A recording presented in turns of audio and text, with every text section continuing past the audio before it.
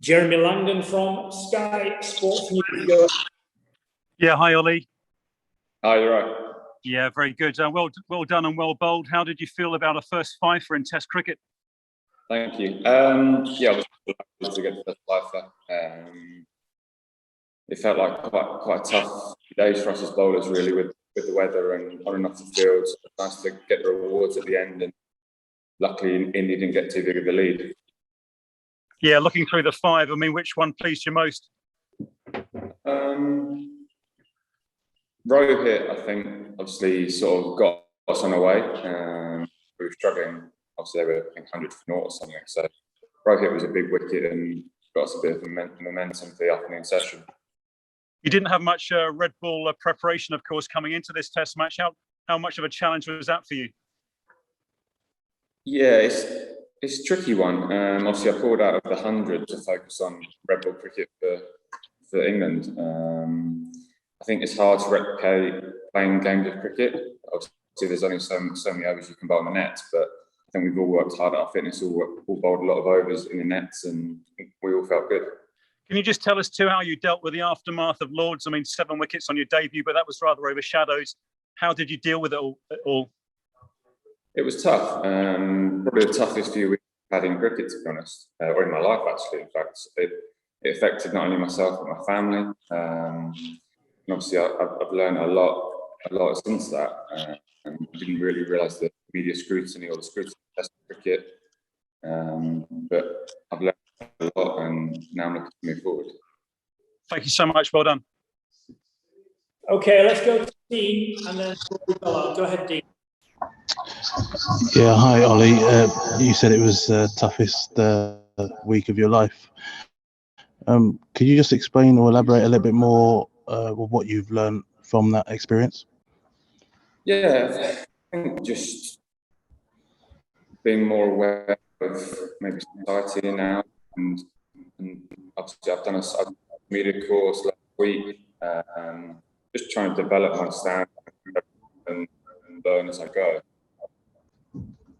See, it affected myself and my family a lot, and it was just playing this week.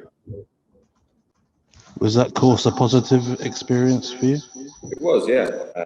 It was on social media, and there was a lot of people really know before that. So it's definitely helped, and I'm sure there'll be other courses that I'm going to do that will help me as well. And are you kind of quite happy in that this may well follow you throughout your career, but the more performances you put in and the way you carry yourself going forward will count more? Yeah, I'm hoping what I put on the field will help everyone lead and know that it's going to be an occasion, but I'm ready to deal with it, and I focus on playing with England. Sorry, Danny, but the audio's not really coming through. Can you hear us now? Yes.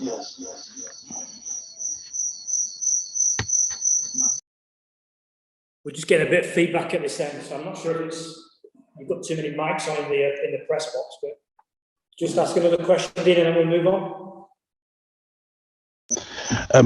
Will this be a day to remember for you, Ollie? For the right reasons, obviously. Yeah, 100%. It's a proud moment for myself and for my family, and after the tough week at Lords, it's one that I'll cherish for a long time. Thanks. Okay, we'll go to Rory, then Stefan. Hi, Ollie. I kind of get the impression that the guys have supported you pretty well, thrown their arm around you a wee bit. Did you feel, I guess, with some of the unwanted scrutiny that came in those days after Lords, that you were really eager to pay them back with the ball and give the guys a big performance from yourself? I know that obviously everyone in England was very good, and they did put their arm around me and help me through the tough situation. Also know that what I do on the field wouldn't affect our relationships.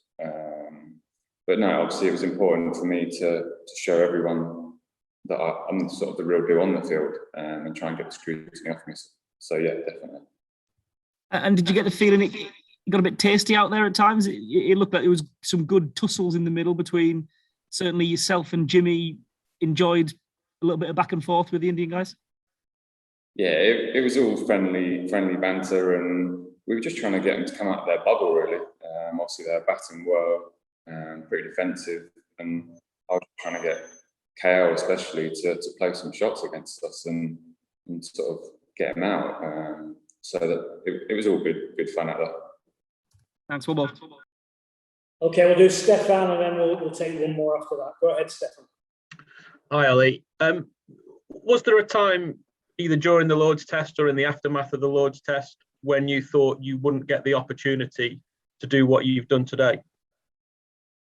Yeah, there definitely was. There was a time when I was speaking with my lawyers, and we were sort of looking at the fact I could be banned for a couple of years and never play for England again. It's a couple of years I've been 30, and someone else might have come in and taken my spot. So there was definitely a time where I had doubts over my career, but luckily it all came good today.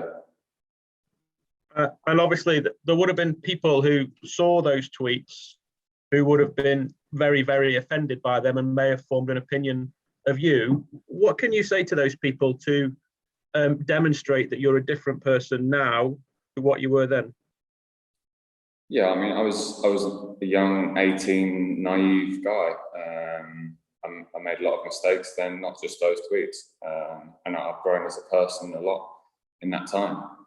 Obviously, I had negative press from getting sacked from Yorkshire as well at that sort of similar time. So I've learnt a lot and tried to develop myself as a person in the last 10 years.